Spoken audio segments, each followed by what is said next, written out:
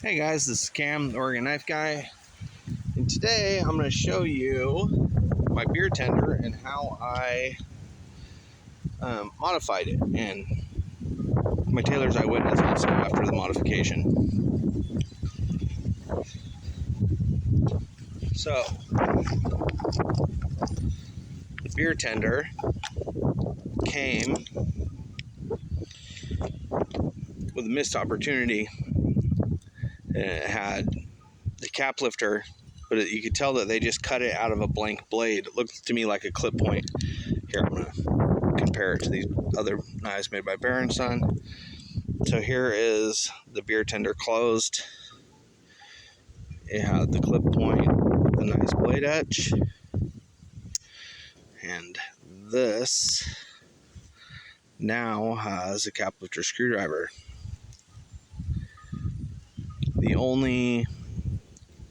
The finish isn't going to match exactly. I'm probably going to put it hand satin. I haven't got to it yet, but I cleaned it up a little bit. But I checked it as a pry tool and a screwdriver. It works now, so functional. So cap lifter screwdriver. So I have a couple other knives made by Bear and Son. Smoky Mountain Knife Works exclusive beer tender. This is just a Bear and Son Barlow in their yellow Delrin. And this was the one-arm razor. Remington, you can tell it's made by Bear and Son also. This used to have an easy open razor blade, but I'm not a fan of that blade shape, and so I ground that into a sheep's foot.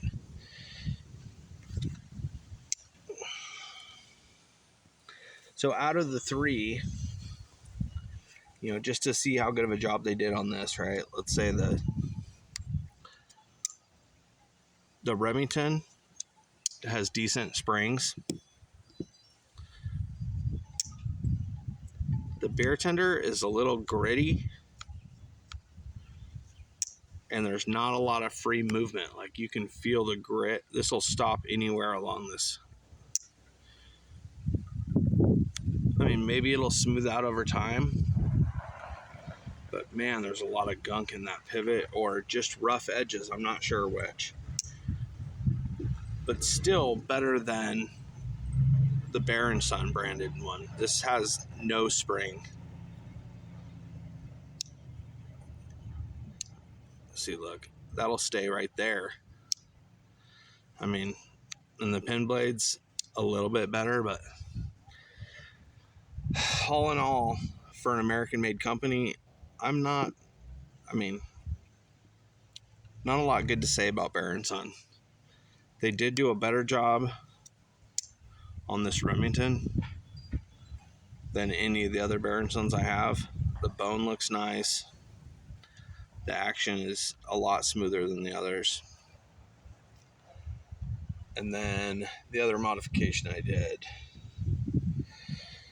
Here is the Taylor's Eyewitness, their budget in the hardwood series. So you can see I rounded the edges over, polished it,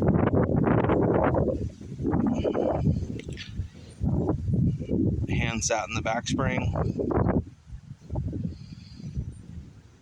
and I love it.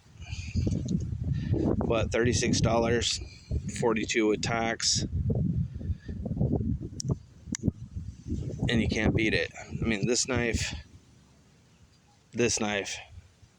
and this knife are all in the same price category. And if you had to pick, it's hard to deny that this is a superior product.